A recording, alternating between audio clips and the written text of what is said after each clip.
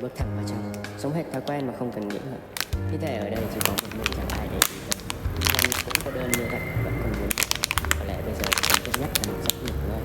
Có người uống không bật thuốc chẳng để là dư giọt nào.